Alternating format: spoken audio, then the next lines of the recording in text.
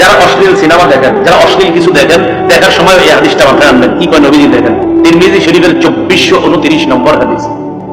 রাসূলুল্লাহ সাল্লাল্লাহু আলাইহি সাল্লাম এই আয়াত তেলাওয়াত করলেন, সূরা জিলজালের 4 নম্বর আয়াত তেলাওয়াত করার পর নবীজি বলেন, আতাদরুনা মা আখবারুহা, তোমরা কি জানো জমিনের বৃত্তান্ত কি, জমিন কি বলে দিবে? সাহাবীরা বললেন, আল্লাহ আর তার নবী ভালো জানেন।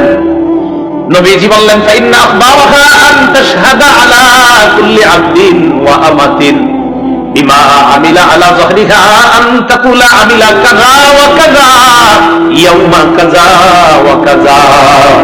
নবীজি বলেন, জমিন এইভাবে বৃত্তান্ত বর্ণনা করবে, তুষার অমুক এলাকার অমুক বান্দা ওই সময় এতটা বাজে অমুক দোকানের সামনে দাঁড়িয়ে টেলিভিশনের মধ্যে অশ্লীল সিনেমা দেখছে, মাবুদ আমি জমিন তার বিরুদ্ধে সাক্ষী দিয়ে দিলাম, তোমার কাছে বিচার চাই।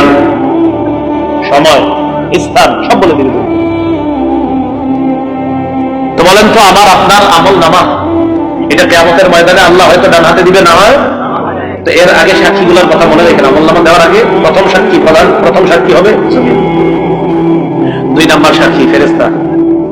সূরা ইনফিতারের 10 থেকে 14 নম্বর আয়াতে আল্লাহ বলেন, ওয়া ইন্না আলাইকুম লাহাফিজিনা কিরামান কাতিবিনা ইয়ালামুনা মা তাফআলুন ইন্নাল আবরারা লাফি নাঈমিন ওয়া ইন্নাল ফুজ্জারা লাফি জাহিম। আল্লাহ রাব্বুল আলামিন বলেন, তোমাদের সাথে সংরক্ষণকারী যত্নবান ফেরেশতারা আছে, তোমরা যা করো তারা তা দেখে। সম্মানিত লেখকগণ, আল্লাহ এরপর বলেন, পুণ্যবানরা নিয়ামতে পরিপূর্ণ জান্নাতে থাকবে আর অপরাধীরা জাহান্নামে থাকবে। বলি নাউজুবিল্লাহ।